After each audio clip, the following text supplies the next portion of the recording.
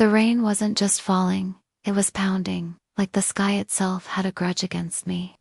Each drop hit my skin like ice, seeping straight through the thin jacket I'd bought at a thrift store last year. The fabric clung to me, heavy, useless, plastered against my waitress uniform.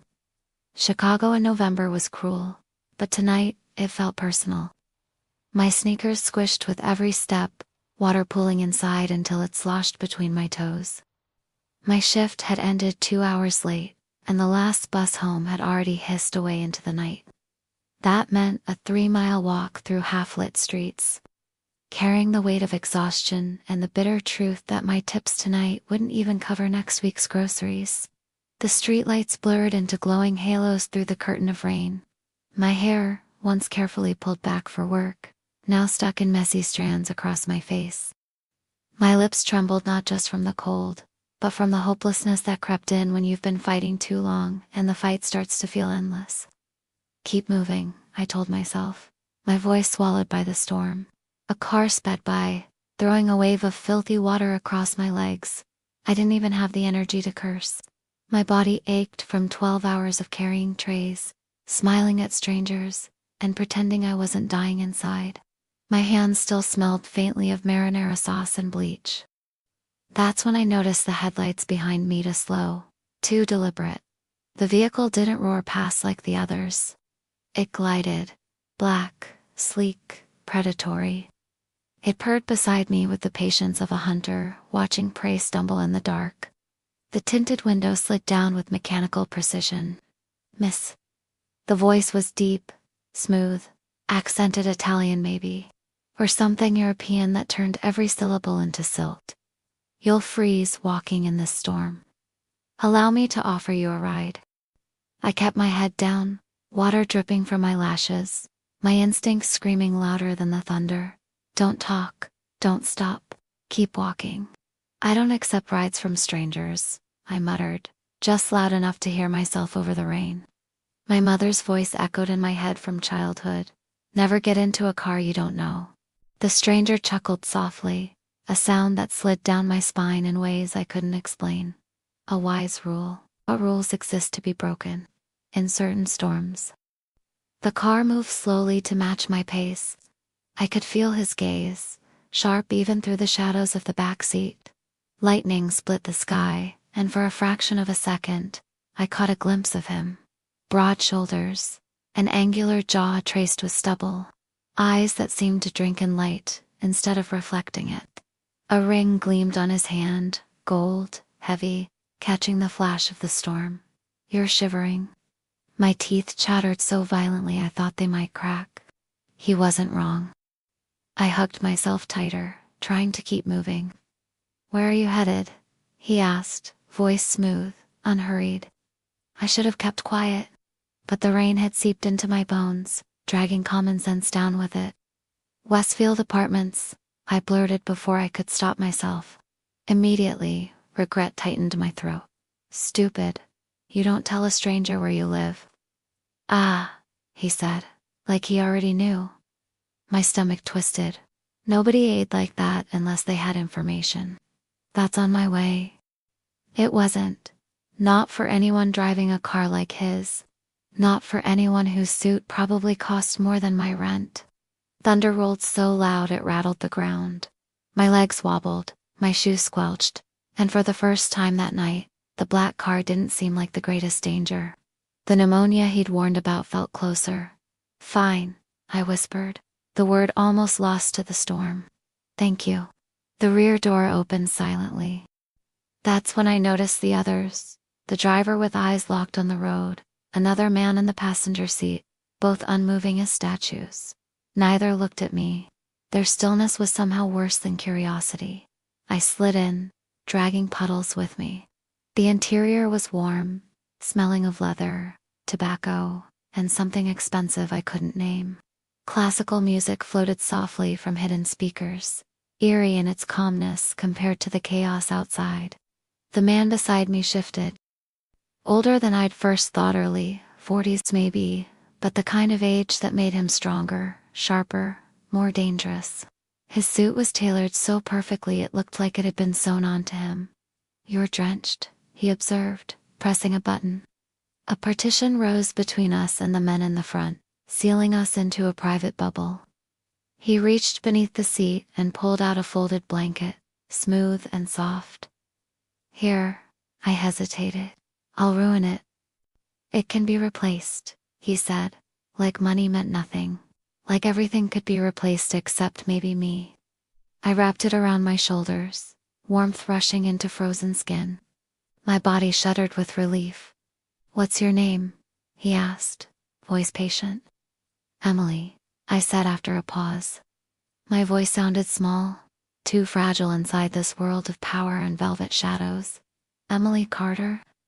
He nodded as if approving of a decision I hadn't realized I'd made. You may call me Adrian. Not my name is. Not I'm Adrian. You may call me Adrian. My pulse quickened. Thank you, Adrian. The pleasure is mine. His eyes lingered on me, dark and unreadable, as if he were searching for something. The car moved faster now, sliding through streets with an efficiency that barely hummed. I realized, with a jolt of dread, that we weren't heading toward Westfield at all. The neon signs I knew, the cracked sidewalks of my neighborhood, they were slipping away behind us. This isn't the way, I said, panic bleeding into my voice. No, he agreed calmly. It's not. The air thickened between us.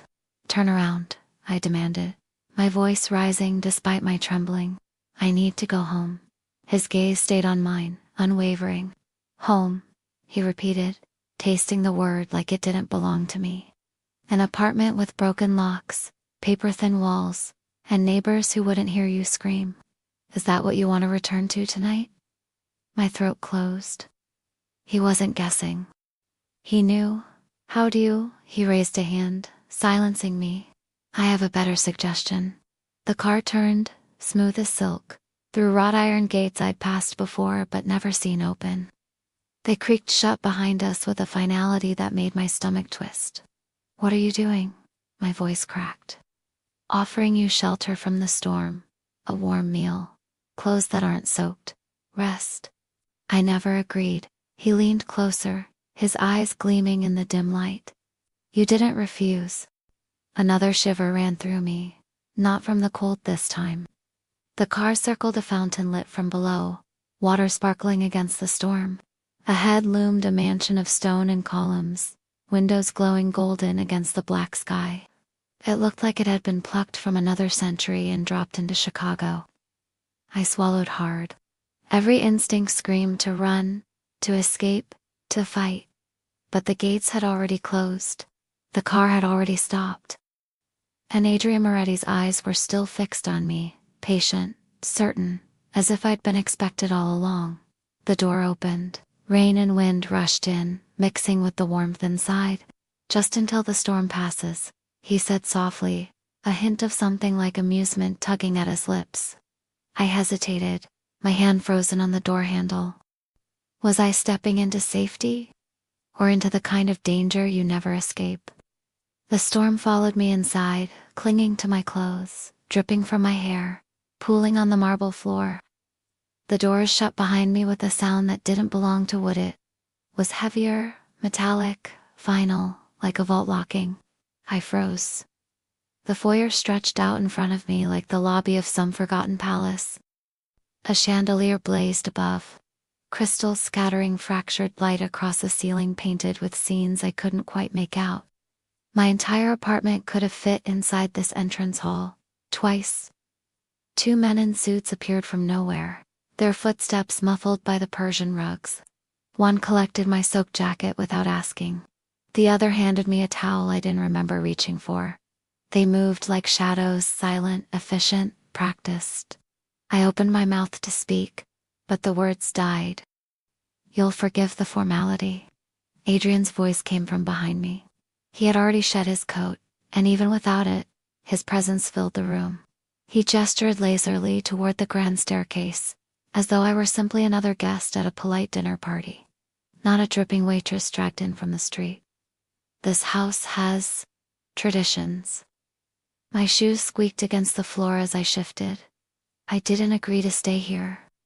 You agreed not to argue, he said smoothly, as if that were the same thing. You'll rest tonight.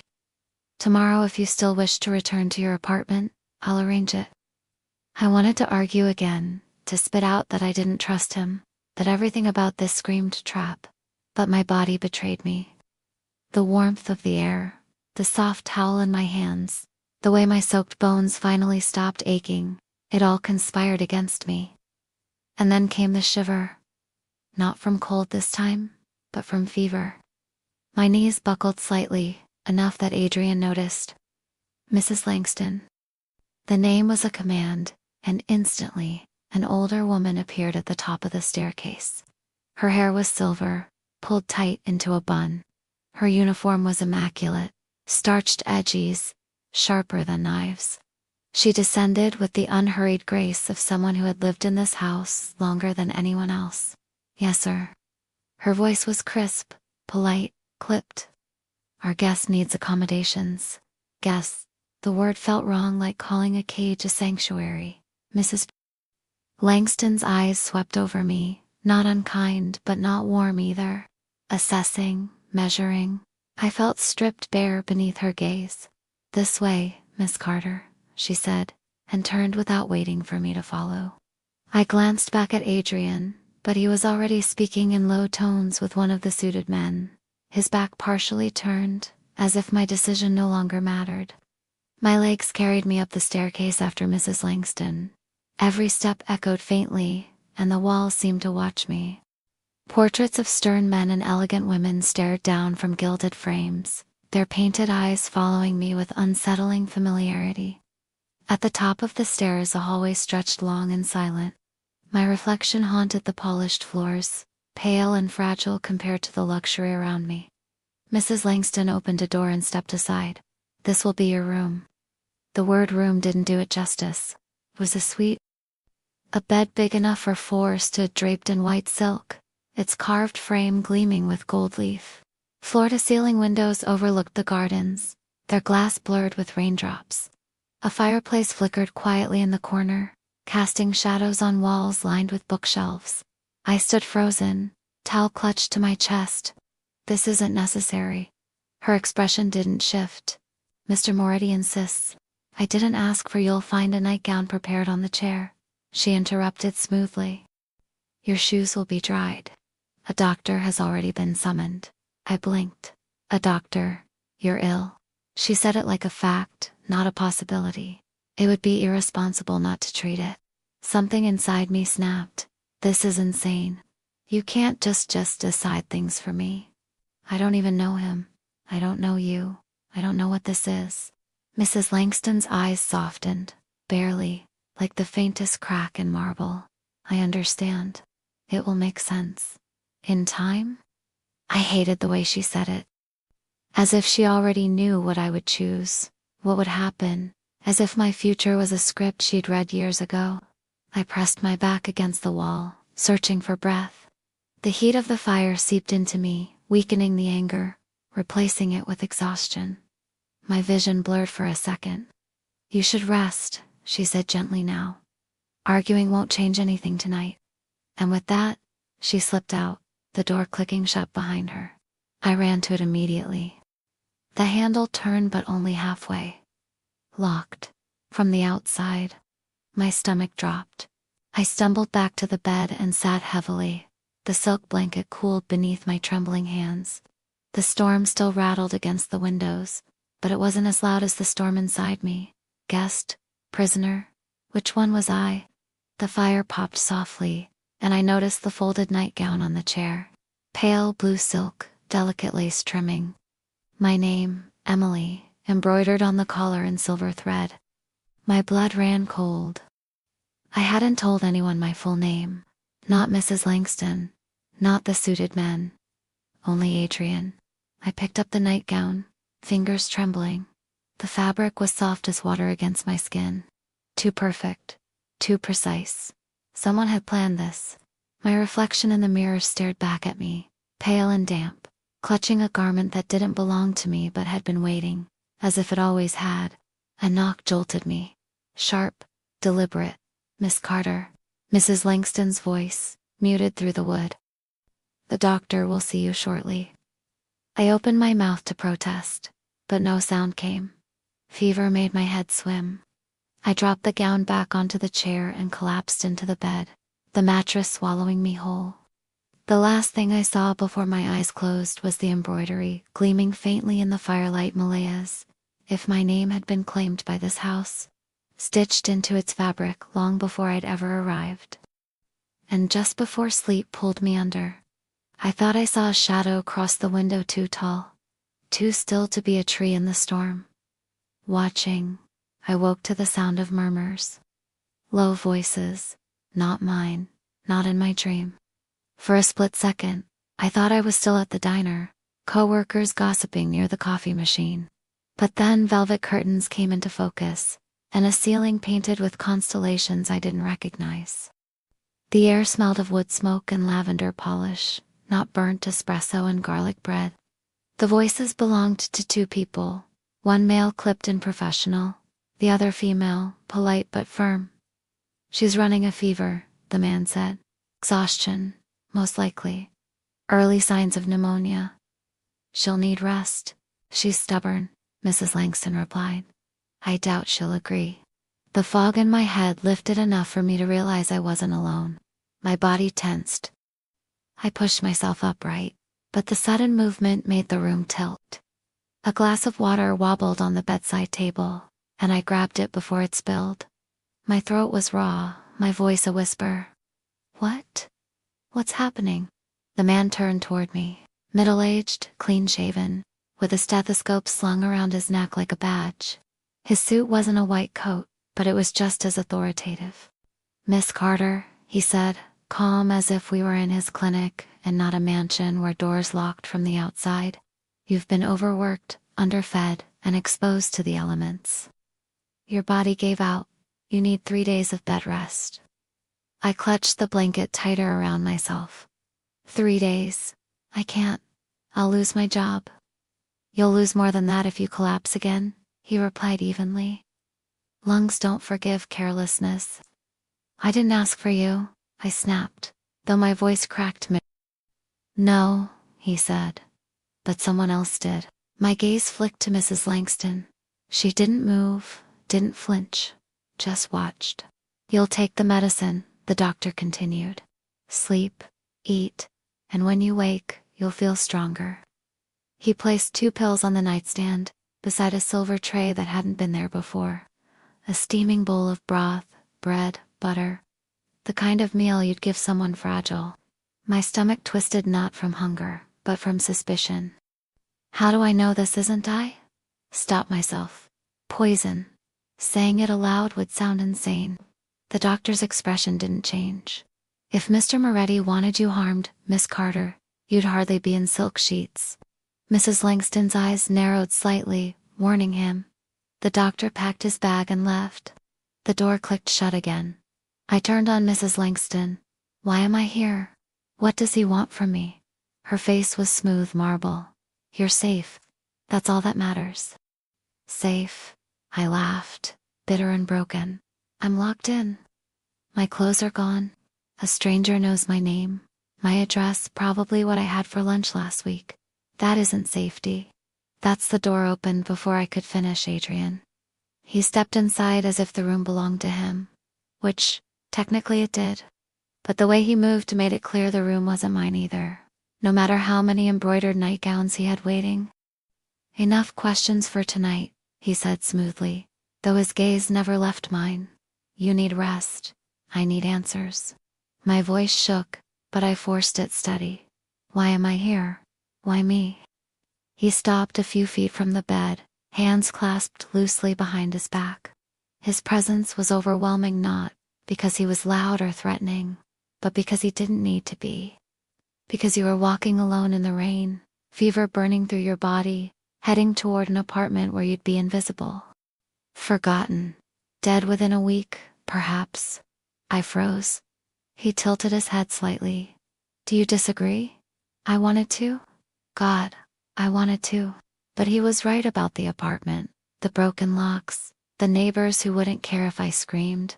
My silence must have been answer enough, because his mouth curved into something between a smile and a smirk. You see, he said softly, sometimes we know people before they know themselves. My skin prickled. What does that even mean? He stepped closer, slow and deliberate, like a predator testing the air before striking. It means, Emily Carter, that I know more about you than you think. My pulse hammered in my ears. Like what? That you work 2 jobs to keep afloat? That you still send money to your mother, even when it means you skip meals? That you graduated with honors, but the world didn't care? And that you've been waiting, whether you realize it or not, for someone to see you? I wanted to deny it, to call him a liar, but the way his words pierced through me left no room. My throat tightened. How do you know all that? Adrian didn't answer. Instead, he reached into his jacket and pulled something out. A small box. He set it on the table beside the untouched broth and stepped back. What is that? My voice came out hoarse. Something that belongs to you, he said. I stared at the box, fear and curiosity warring in my chest. Open it. My hands shook as I reached for it, lifting the lid. Inside lay a bracelet, silver, delicate, studded with sapphires that caught the firelight. It looked ancient, expansive, impossibly out of place against my trembling fingers. The clasp bore an engraving, letters worn but legible. Carteria. I froze. My name, almost. I looked up sharply. What is this? Adrian's eyes darkened, a flicker of something old and dangerous in them. Your inheritance. The words settled heavy between us, heavier than the locked doors, heavier than the storm still raging outside. My mouth went dry. I don't understand. You will, he said, voice low, final. But not tonight. He turned, moving toward the door. Wait, my voice cracked. You can't just. He paused, hand on the handle, his silhouette sharp against the glow of the fire. I can, he said softly, and I will. The lock clicked as he left, leaving me with the bracelet burning in my palm like a secret I didn't want but couldn't let go. I didn't sleep. The fever had burned itself out, leaving behind a hollow ache in my bones and a mind that refused to quiet. I turned the bracelet over and over in my hand, the sapphires catching the firelight, the engraved name haunting me. Carter. So close to mine. Close enough that it couldn't be coincidence. By dawn, I had convinced myself I would get answers or die trying. The lock clicked just as the first pale light spilled through the curtains. My body tensed. The door opened, and Mrs. Langston stepped inside, balancing a tray. Breakfast, she said simply, setting it on the table near the window. I don't want food, I snapped. I want out. Her expression didn't shift. Mr. Moretti will see you in the solarium after you've eaten. And if I refuse? Then he'll still see you, she replied, her tone calm but immovable. The door clicked behind her as she left. My fists clenched. The room, for all its silk and firelight, felt smaller with every breath, like the walls themselves were leaning closer. When the knock came again, an hour later, it wasn't Mrs. Langston, it was him. Adrian Moretti stepped inside, dressed in a charcoal suit that seemed to drink in the morning light. His presence filled the space as naturally as the fire had the night before. You look stronger, he said, his gaze assessing. You're going to explain. I held up the bracelet, my voice trembling with both fear and defiance. What is this? Why does it have my name on it? His lips curved faintly, as though he'd been waiting for me to ask. Not your name, he corrected softly. Your real name. My stomach dropped. What are you talking about? My name is Emily Carter. Carter, he repeated, tasting the syllables like they were sour.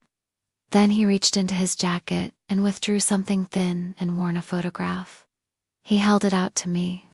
I hesitated, then snatched it from his hand. The edges were frayed, the colors faded, but the faces were unmistakable. A man tall, dark-haired, with the same stubborn chin I saw in my own reflection. His arms slung casually around a younger Adrian, both of them standing in front of a nightclub, neon lights blurring behind them. The man was smiling, carefree, alive. My breath caught. That's my father, I whispered. Adrian's gaze never left mine. James Carter? No, I shot back, heat rising to my face. His name was James Carter. He left when I was 5. I haven't seen him since. Because he chose to leave, Adrian said evenly. Chose to cut the E from his name and the ties that came with it. But names, Miss Carter, are not so easily erased. The photograph shook in my hands. You're lying. He stepped closer, his shadow falling over me. Am I? I stared at the picture, at my father's face beside his, a version of him I had never known. Harder, sharper, alive in a world I couldn't comprehend. My chest tightened. Why are you showing me this? Because your father owed me a debt, Adrian said quietly. One he died before he could repay. The word debt lodged like a stone in my throat. What kind of debt? The kind that doesn't disappear when a man runs, he replied, his eyes darkening. The kind that falls to blood. I shook my head violently. No. Whatever he did, that's his problem, not mine. Blood doesn't ask permission, Adrian said. His tone wasn't cruel, but it was merciless. It demands. My hands trembled. This is insane. I'm not part of your world. I serve pancakes and refill coffee. I live in a 1-bedroom dump. You've made a mistake. His gaze softened, but it didn't waver. No mistake. Your father knew this day would come. That's why he left you with nothing. To keep you hidden. To keep you small. Tears pricked my eyes, unbidden, hot and angry. You expect me to believe my father was some kind of criminal? I expect you to believe what's in front of your eyes, Adrian said, his voice low, steady. Your father was a man of this world. A man who tried to escape. And now, you his only heir are left with the consequences. My breath came ragged, my grip on the photograph tightening until my knuckles went white. What do you want from me? Adrian studied me for a long moment, then lifted the bracelet from my hand and fastened it around my wrist with surprising gentleness. Not what I want, he said. What you're owed. The metal was cold against my skin, heavier than it should have been. Like a shackle, I wanted to tear it off, to fling it across the room, but something stopped me. Maybe the way his fingers lingered a fraction too long against my pulse. Maybe the flicker of something almost human in his eyes. Or maybe it was the gnawing, terrible thought that he was telling the truth. Adrian stepped back, his voice turning businesslike. You'll have choices soon, but first to listen. You'll learn. You'll decide whether to claim your name, or abandon it forever. And if I abandon it, my voice was barely a whisper. He smiled faintly, though there was no warmth in it. Then you'll find that walking away is not so easy. Your father tried. He failed. You may not be given the same grace. The words settled heavy in the room, heavier than the silence that followed. And in that silence, I realized something terrifying. I hadn't just walked into Adrian Moretti's house. I had walked into my father's shadow. The solarium was made of glass and iron, a cathedral of sunlight that poured in from every direction. Even in November, even with clouds still clinging after the storm, the space glowed. Plants thrived here, lush and tropical, a secret jungle in the middle of Chicago. At the far end, a table had been set, white linen, crystal glasses, a single chair waiting across from Adrian Morty. I hesitated in the doorway, my steps faltering. The floor gleamed like polished stone beneath my borrowed shoes. My own reflection looked back at me, small and trembling. Emily, Adrian said, rising from his chair with old-world courtesy. Come, sit. Every instinct screamed at me to turn, to run, to slam myself against the locked doors until they gave way. But his eyes held mine, steady, unblinking, pulling me forward like a tide I couldn't fight. I sat. A server appeared as if conjured, setting down plates I hadn't seen carried in. Salmon, delicate greens, food that looked like art compared to the greasy plates at the diner where I worked. I didn't touch it. Adrian cut his food with precise movements, Like every gesture was deliberate. You must be hungry. I'm not. My voice was sharper than I intended. Fear spoils the appetite, he said calmly. But eventually, hunger wins. I gripped the edge of the table. Tell me why I'm here. His gaze flicked to the bracelet on my wrist, then back to my face.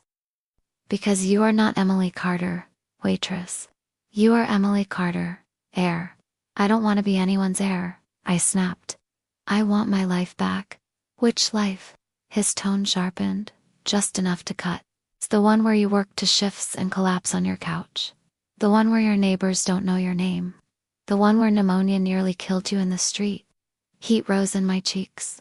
At least, it was mine. He leaned back, studying me. And what if you don't have the luxury of choice? I froze. There are men, he continued, his voice low, measured. Who would give anything to know what I already know, that James Carter's bloodline didn't end with him? That his daughter walks this city. That she carries his name, his legacy, his debts. The words fell like stones. Rival families, I whispered. Adrian inclined his head slightly, an acknowledgement without detail. If they discover you unprotected, they will not offer you silk sheets and medicine. They will use you, break you, or bury you. My hands trembled in my lap. You're lying, I said, but the conviction wasn't there. He slid a folder across the table. Inside were photographs, grainy surveillance shots. Me leaving the diner. Me waiting at the bus stop. Me unlocking the door to my apartment. My breath caught. They already look for you, Adrian said softly. And they do not play gently. I shoved the folder back toward him. Why show me this? To scare me. To give you clarity, he replied. You have two paths. His eyes locked on mine. Claim your inheritance. Train under me. Take your rightful place where your father abandoned his. With my protection, you will live. More than live, you will wield power. The words coiled around me, heavy, seductive, terrifying. And the other path? I forced out. You renounce it, publicly, formally, transfer all rights, all claims, to me. I will absorb what remains of the Carter holdings. In exchange, I'll give you a new identity, a new life, far from Chicago. You'll be safe, comfortable, forgotten, exile. The word tasted like ash. And if I choose neither? I asked, though I already feared the answer. Adrian's gaze didn't waver. Then you leave here unprotected, with every family in this city knowing your name. 3 days. That is how long you would survive. Silence crashed over the table. I wanted to scream at him, call him a liar, accuse him of inventing this entire nightmare. But the photographs in that folder had been real. The bracelet on my wrist was real. The way he spoke, calm, certain, merciless, was real. My chest ached. Why me? Why do you care? For the first time, his expression flickered, something almost human flashing in his eyes. Because blood binds us all, Emily, he said softly. Your father was my brother in every way but blood. And when he left, he took something I could never forgive you. The air left my lungs. Me. Adrian's gaze darkened. You were never meant to be invisible. I couldn't breathe. Couldn't think.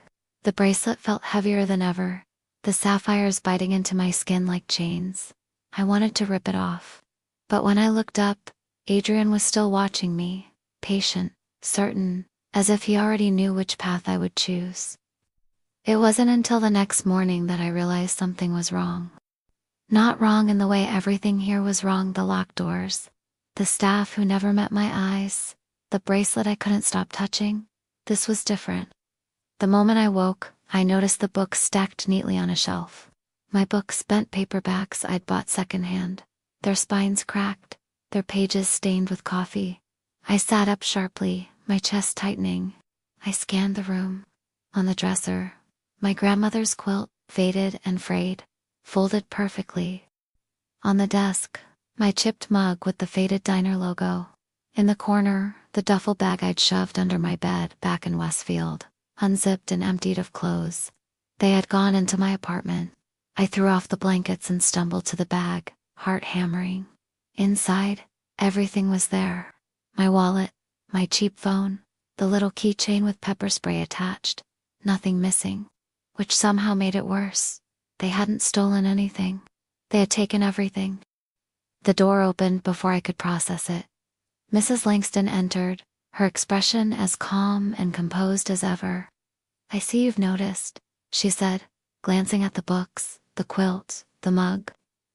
"Mr. Moretti thought you might be more comfortable with familiar surroundings. Comfortable." My voice cracked. "You broke into my apartment. You went through my things. That's not comfort, that's invasion." Her eyes softened, just a fraction. "You won't need to return there. Your lease has already been handled." "Handled," I repeated, bile rising in my throat. "You mean paid off? Cancelled? You had no right." "You'll understand in time," she murmured. I wanted to scream, to rip every book off the shelf, to throw the quilt into the fire just to prove this place couldn't swallow who I was. But my body betrayed me again, weak, exhausted, hollow from too many emotions. Mrs. Langston set a tray down on the table. "Toast, tea, honey." My stomach growled even as I glared at her. "Eat," she said simply. "You'll need strength." "For what?" I demanded. Her silence was answer enough. When she left, I paced the room like a caged animal. My own things looked alien here, as if they had been stolen not from my apartment but from my life. Nothing belonged anymore, not the silk walls, not the chipped mug, not even me. I pressed my forehead to the cool glass of the window. The gardens stretched below, manicured and endless, with tall walls at their borders. Beyond, the faint glitter of the Chicago River. Somewhere out there, the world kept moving. Diners opened. Buses rumbled. People complained about the rain and never knew how lucky they were to be free in it. A sound pulled me back, a low murmur, voices in the hallway outside my door. I held my breath, listening. "I already know she's here." The words sent ice down my spine. Families are restless. If they confirm she's alive, Moretti won't let them near. Not while she's under his roof. Silence, then footsteps fading. My pulse thundered in my ears. They were talking about me. Rival families. The danger Adrian had warned me about wasn't distant, it was already circling. I sat back on the bed, clutching the bracelet as if it could anchor me. That's when the door opened again. This time, it wasn't Mrs. Langston. Adrian. He stepped inside, his suit as immaculate as yesterday's, his eyes sharper, darker. He looked at me, at my books, my quilt, the mug on the desk. "You brought my things here," I said before he could speak. My voice trembled with fury. "I did," he admitted. "I want you to feel at home." "This isn't home." He studied me, unbothered by the venom in my tone. "It will be. In time. You don't get to decide that." His gaze locked on mine, steady, unyielding. "Emily, everything that touches your life is already in motion. Whether you accept it or not, the families know who you are. They're watching, waiting. And if you step outside these walls unprotected, you will not survive." The words echoed the whispers I'd overheard, and dread spread cold and heavy through my chest. My hands trembled as I clutched the bracelet tighter. "So that's it. I'm trapped here, until I become what you want me to be." Adrian's expression didn't change, but his eyes darkened. "Not what I want.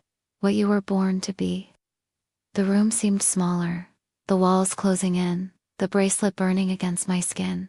And for the first time, I realized he wasn't exaggerating. The world outside already knew my name. The bracelet burned against my skin as though it had a pulse of its own. I sat on the edge of the bed, trying to breathe, but the walls pressed closer, the silence too heavy. Outside, the gardens lay still, soaked from the storm. And yet I felt eyes on me, everywhere. The door creaked open without a knock. Adrian Moretti filled the doorway. He didn't need to speak. His presence was enough to change the air in the room. He glanced at the books neatly arranged, the quilt folded on the bed, the duffel bag emptied in the corner. His eyes returned to me. "You hate that I brought them here," he said quietly. I swallowed. "They're mine. They don't belong here. None of this belongs here." He stepped inside, closing the door behind him with a muted click. "And yet, here they are. Here you are." My breath caught, sharp and angry. "I didn't choose this, didn't you?" His tone wasn't mocking, just maddeningly calm. "You stepped into my car. You walked through my door. You didn't fight when the gates closed." I was freezing. I was sick. I thought I was dying out there. His gaze softened, almost imperceptibly. "And if I hadn't stopped, you might have been." The fire inside me sputtered, because the truth sat heavy between us. Part of me had been grateful when that door opened, when warmth replaced the storm. I shook my head violently. "You don't get to twist this. You made me a prisoner." Adrian walked closer. He didn't move like other men, no. Wasted steps. No hesitation. He lowered himself into the chair across from me, elbows resting lightly on his knees, eyes locked on mine. "Do you feel like a prisoner, Emily?" His voice was low, coaxing. "Yes," I shot back instantly, though my heart pounded with uncertainty. His mouth curved, not quite a smile. "And yet, no chains. No bars. You walk these halls. You eat at my table. You sleep in silk. Is that prison? Or protection?" The question hung between us like a blade. My throat tightened. "Why does it matter to you?" He leaned back, studying me as though I were a puzzle only he could solve. "Because your father mattered to me. Because you matter." I laughed, sharp and bitter, though the sound cracked in my chest.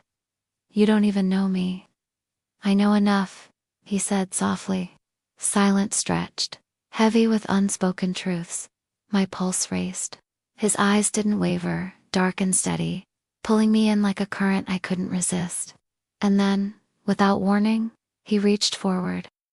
His fingers brushed against my wrist, just above the bracelet. The contact was electric, fire shooting up my arm. I pulled back, breath catching.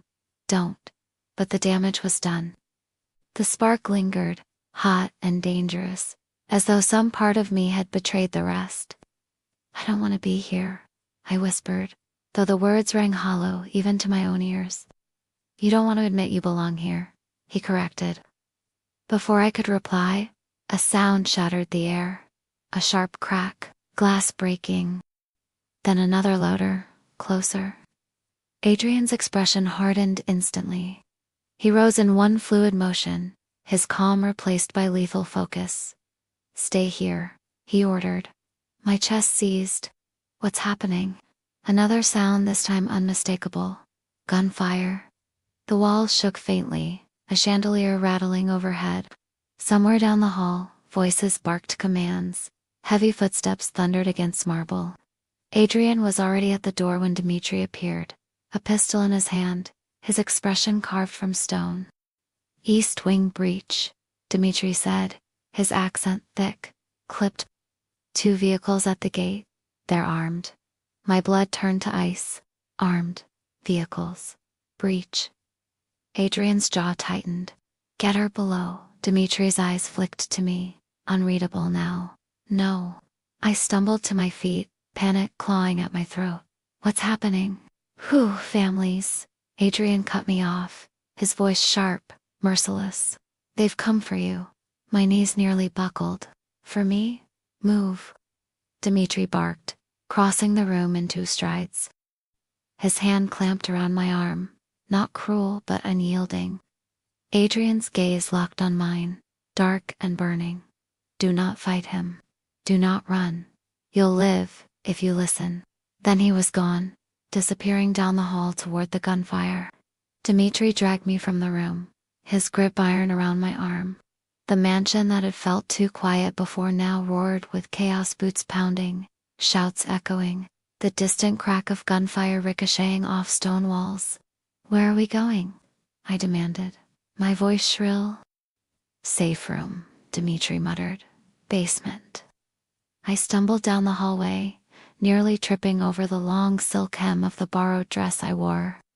My heart slammed against my ribs, each beat louder than the last. As we turned a corner, I glimpsed them through a tall window, figures in black, vaulting the outer wall, weapons glinting in the dim light. My stomach lurched. They weren't after Adrian. They weren't after his empire. They were after me. Dimitri shoved me down a staircase, each step echoing like thunder. The air grew colder, damper, the walls narrowing. We reached a steel door at the end of the corridor. Dimitri keyed in a code, the lock clicking open. He pushed me inside. The room was stark, bare walls, a cot, shelves stacked with supplies. No windows, only silence. "Stay," Dimitri ordered, already turning back toward the chaos. "Wait," my voice cracked. "What about Adrian?" Dimitri paused, his hand on the door. His expression didn't soften, but his eyes held something I couldn't name. "If he falls," Dimitri said quietly, "none of this will matter." The door slammed shut, the lock engaged with a finality that stole my breath. Alone, trembling, I sank onto the cot, clutching the bracelet on my wrist. The sounds above: gunfire, shouting, the crash of breaking glass echoed faintly through the floor. Each one a reminder that my world was no longer mine. Adrian had warned me. The families wouldn't wait. And now they were here. The silence was the worst part. It wasn't real silence, not exactly. The room hummed faintly with air circulation, and above me, distant thuds rattled the ceiling like angry fists pounding on a coffin lid. But compared to the chaos I'd just been dragged through, the shouts, the gunfire, the breaking glass, this basement felt like the grave itself. I curled against the cot, arms wrapped around my knees, every muscle in my body strung so tight I thought I'd snap. My throat burned with the need to scream, but my voice stayed trapped inside me. I tried to focus on the bracelet. The sapphires glinted faintly in the dim light, the engraving Carter catching every flicker. It looked delicate, fragile, like something that should have belonged to a grandmother, or been tucked away in a museum. But it weighed on me like iron.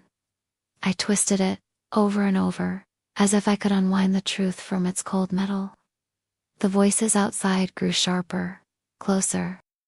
I heard the bark of orders in a language I didn't recognize. Russian, maybe, or something harsher, filled with consonants and rage. Then gunfire again, louder. I flinched so hard I toppled from the cot, the concrete floor slamming into my knees. I pressed my palms to my ears, heart slamming, but the sounds still came one after another, sharp cracks, then silence, then more.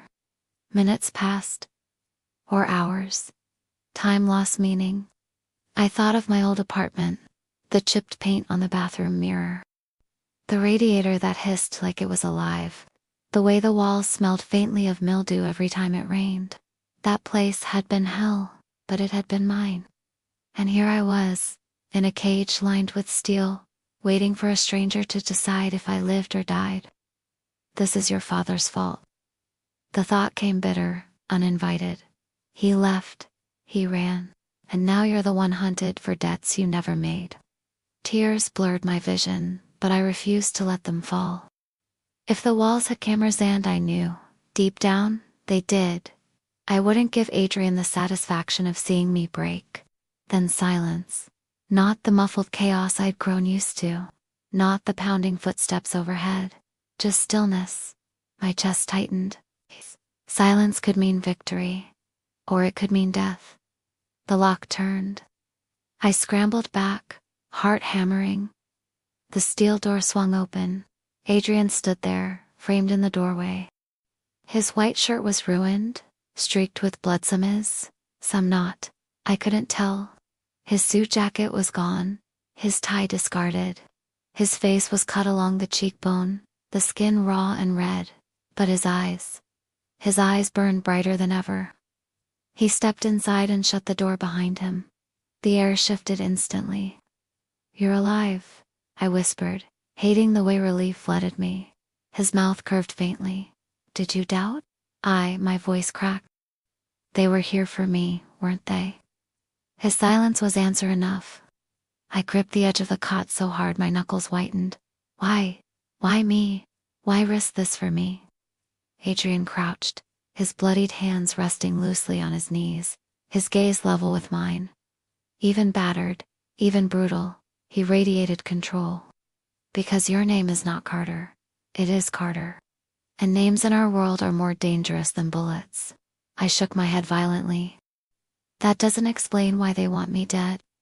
They don't want you dead, Adrian said softly, and somehow that was worse. They want to own you. To claim what you represent. To make you a pawn. I'm not, you are, he cut in, his voice sharp. Whether you accept it or not, blood does not ask. Blood commands. The bracelet glinted between us. He reached out, brushing it with one finger, smearing it with a streak of crimson. Your father tried to erase this. He ran. He thought he could cut himself free. But old debts do not disappear, Emily. They collect interest. My throat closed. What debts? What did he do? Adrian's jaw tightened. For the first time, I saw hesitation flicker in his eyes. He stole something. What? Adrian's gaze darkened, unreadable. That is not for tonight. I wanted to scream. To shake him until the truth spilled out. But I couldn't tear my eyes from him, his bloodied shirt, his raw hands, the faint scar above his brow. He looked like a man who had just killed for me. A man who would do it again. Fear tangled with something else. Something hotter, more dangerous. I hated myself for feeling it. Adrian rose slowly, his shadow stretching across the room. Rest, Emily. Tomorrow I'll tell you more. He moved toward the door. Wait. My voice was barely audible. What if I don't want to know? He paused, his hand on the handle. He didn't look back when he spoke. Then, ignorance will bury you faster than any bullet. The door clicked shut, and for the first time I understood. The storm outside the mansion hadn't ended. It had only just begun. I didn't sleep that night. Even after the sounds of battle faded, after the shouts and gunfire became ghosts in the stone walls, I lay awake on the cot, staring at the ceiling of the safe room. The silence was worse than the chaos. It let the questions in. By morning, when the steel door opened, my body was stiff, my mind raw.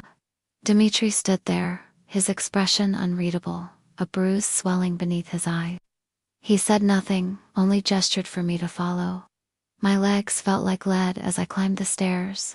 The mansion bore scars, shattered glass, bullet holes etched into plaster, the smell of gunpowder woven into the air.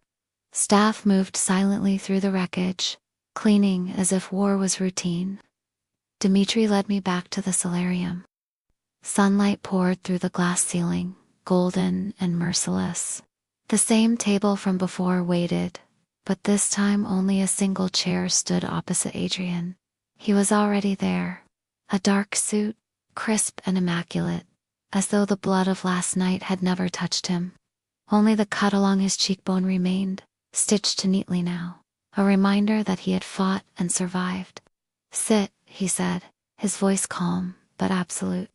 I obeyed, though every muscle screamed against it. For a long moment, he said nothing. He poured wine into a crystal glass, the sound sharp in the silence. Then he slid it toward me. I didn't touch it.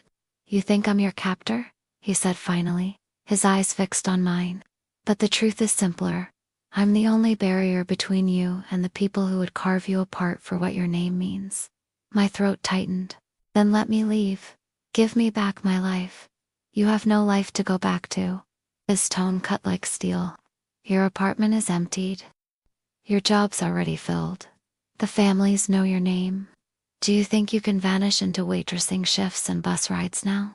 Anger flared hot in my chest. That wasn't your decision to make. No, he conceded, leaning back. It was your father's, years ago, when he ran. And it was mine, the night I pulled you from the rain.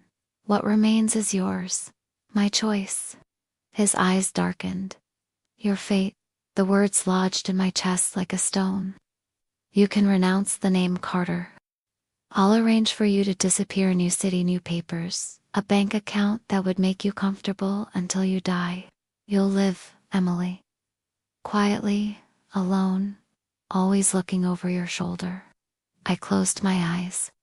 The picture of exile formed a clear Leona, their small apartment, another radiator hissing, another job where I smiled for tips, only this time with shadows at every corner, wondering if they had found me.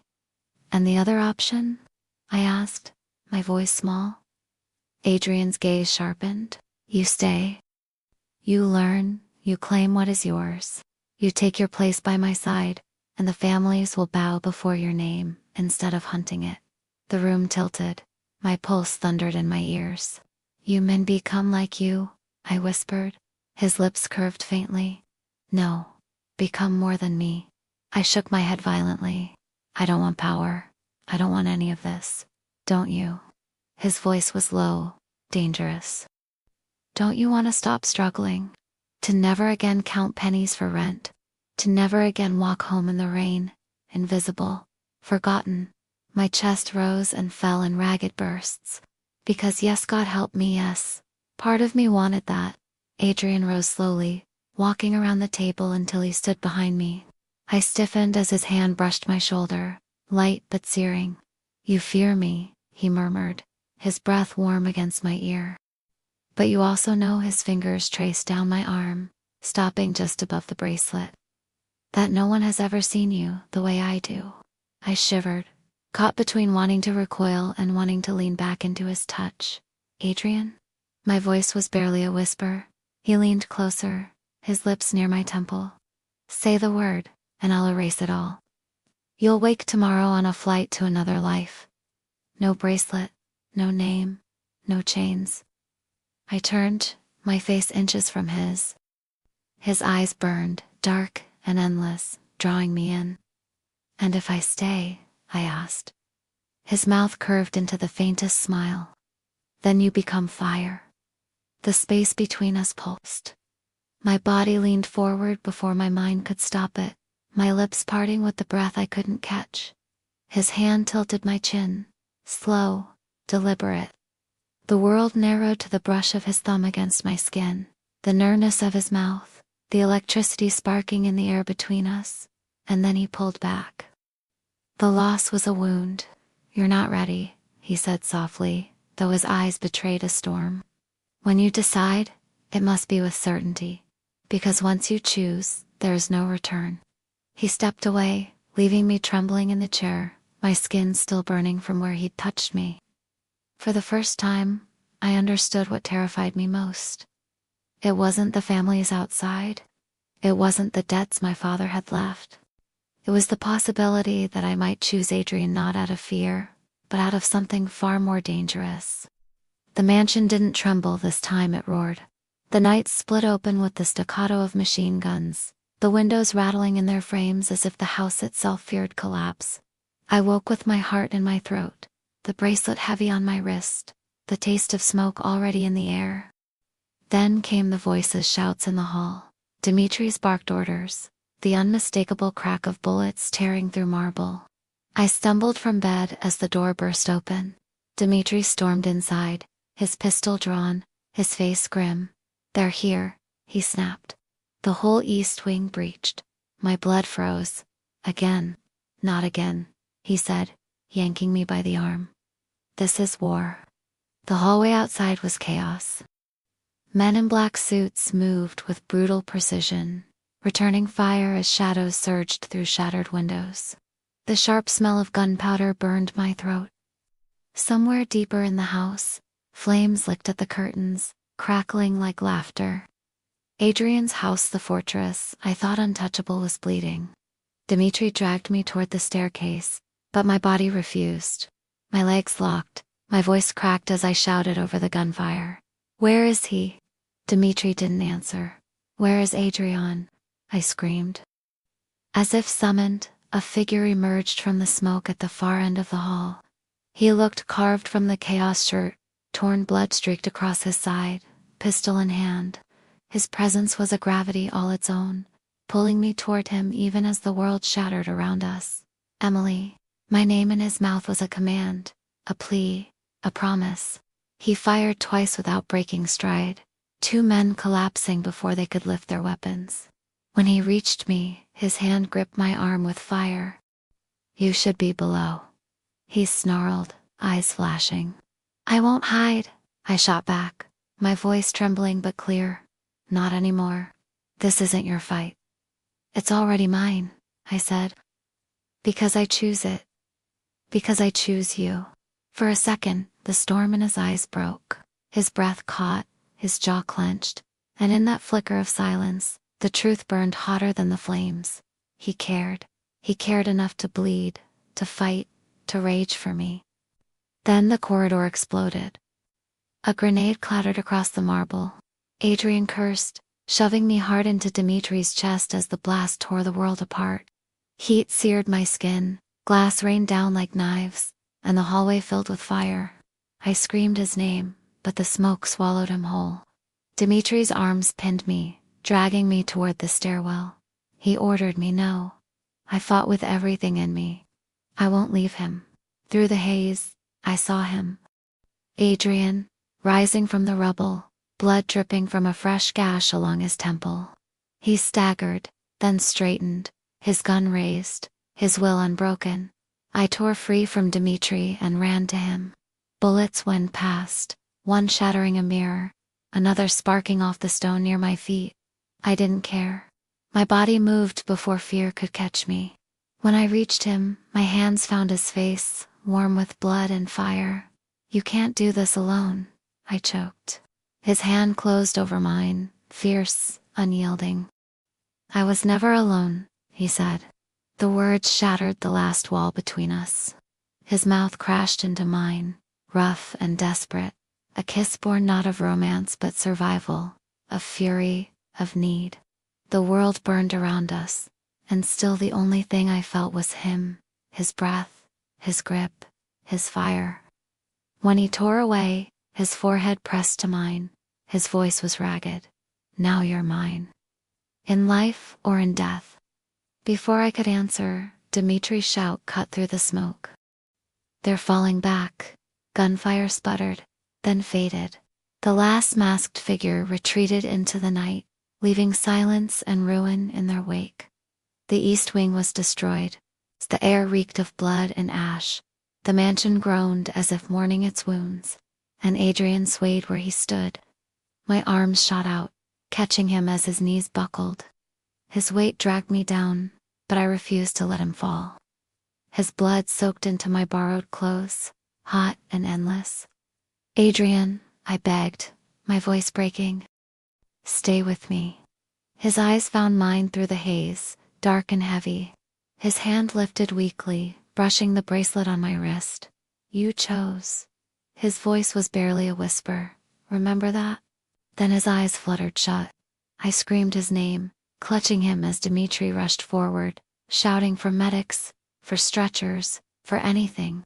The mansion swarmed with his men, voices urgent, feet pounding. But I only heard my heartbeat, frantic and breaking, as I held Adrian against me. I had chosen him. And now I had to fight to keep him alive. The smoke lingered long after the last gunshot faded. It clung to the walls, settled into the curtains, burned my lungs with every breath. The mansion was scarred bullet holes in marble, shattered chandeliers littering the floor. Flames still hissing as staff hurried with buckets and extinguishers. But none of it mattered. All I saw was Adrian, pale and heavy in my arms, his blood staining my hands. "Stay with me," I whispered, rocking him against me as chaos whirled around us. "Don't you dare leave me now." Dimitri knelt beside us, pressing a cloth to Adrian's side. His face, always so unreadable, tightened with something like desperation. "He needs the doctor. Now." The medics came, voices sharp, hands quick. They lifted Adrian onto a stretcher, but his fingers clung to mine, refusing to let go. I stumbled alongside, unwilling to break the fragile thread between us. They carried him to a room I hadn't seen before: stone walls, a long oak table now converted into an operating surface. The doctor muttered orders, pulling supplies from leather cases, working with brutal efficiency.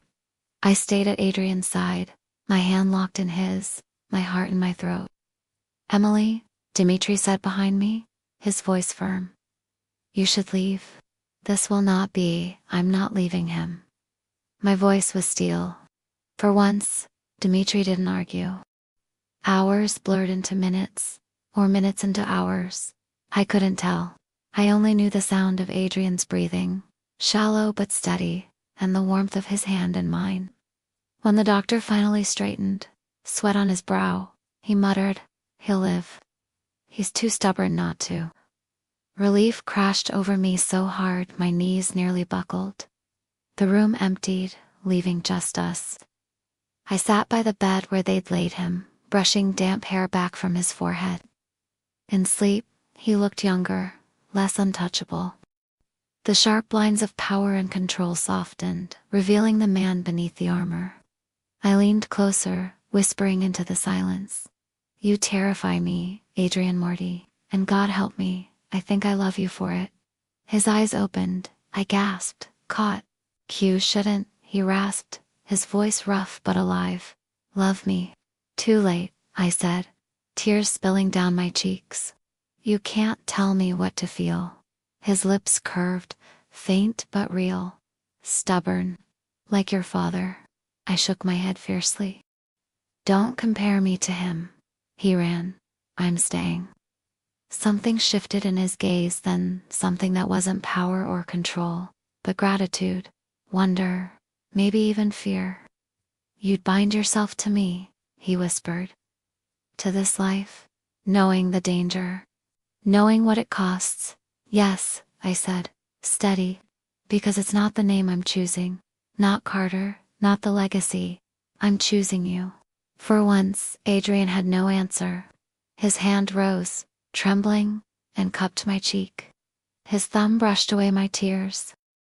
"I've killed for you," he murmured. "I'd burn this city for you. But this?"